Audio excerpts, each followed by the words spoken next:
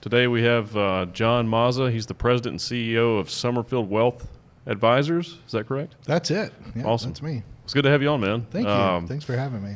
Oh, yeah, our pleasure. If you want, just tell me a little bit about yourself, and we'll go from there. Okay. Wow. I could go on and on. Well, Well, keep going. that's what we do, right? So for a number of years, I was a teacher. I taught at a small college. Okay. And, really loved that. That was, really, I was just really passionate about it, really passionate about education. Always have been.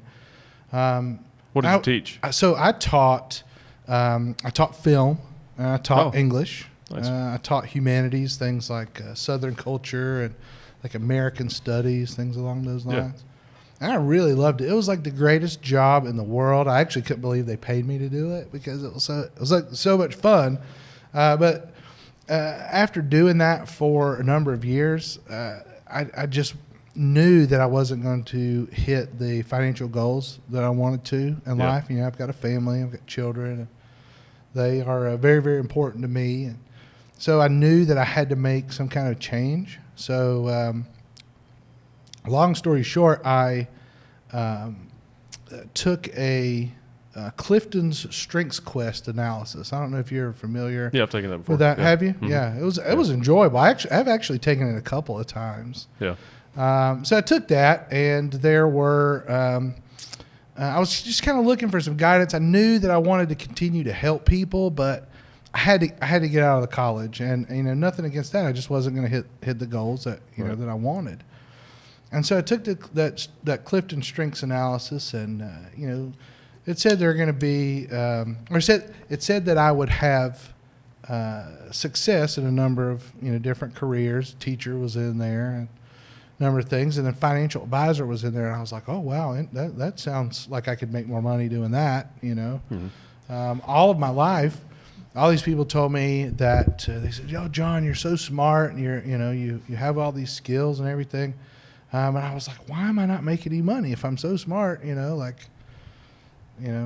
intelligence doesn't equal high income. It doesn't, and you had at the time, I'm doing all this, reflection. And I'm out here seeing some of these, quote unquote rich and powerful folks. And I'm like, these people are just idiots. Like, what is wrong? Like, where's the breakdown? Well, some, yeah. Some of them, some are brilliant. Some of them are brilliant. Yeah, obviously. There's no question about it, Probably more brilliant than not, but I've known some not very intelligent people that have done very well. I know, right? Me too. And it's just where's the disconnect here? And so, trying to put all these things together, I started to find a love for looking at the markets and just planning in general, from a financial perspective.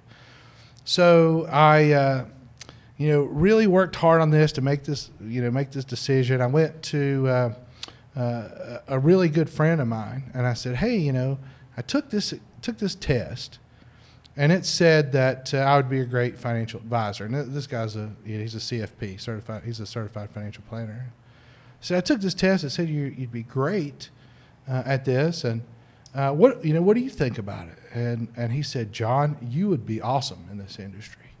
You have a great way of explaining very complex things to people, and you're good with people, and you're not afraid to talk to somebody. And so I was like, well, that was very reaffirming.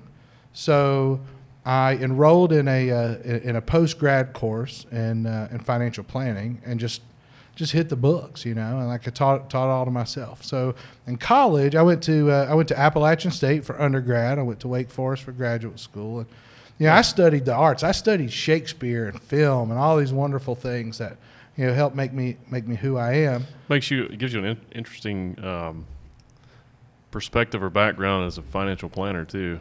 Oh yeah. In fact, like if I were to meet, or when I do meet people who want to get into this industry, and let's say they're getting into college, and they say, oh hey, what should I major in?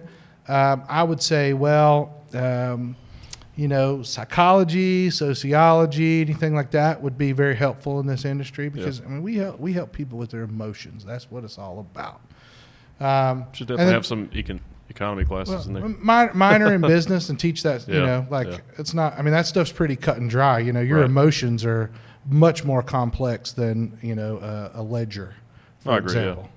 No question. The ledger's cut and dry. It's not going to change, right? The ledger is going to be what it's designed to be. Yeah. Like in our industry, I can tell somebody, hey, this is a good decision, and they may make a decision that's 180 degrees Yeah. based on their emotions, right? Or usually they don't. Well, with me, also, because- some people are just inclined to business. Like I just have a natural inclination to business, Mhm. and I'm also an artist. Yeah. But I've always been equally interested in both the analytical business side of life and the creative side. Mhm. So, like Yeah. for me, if I were to get another degree, it would be probably in philosophy or something. It wouldn't be in business. Yeah. There would be no reason. Yeah, philosophy would help you in this industry. I think really trying to dive into those deep and complex questions. It's Right. It's very helpful, I think. And it's cool today because people can.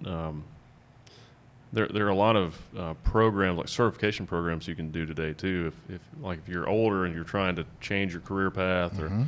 something, you can take a class on something else that you're interested in that maybe you could find a career in that. But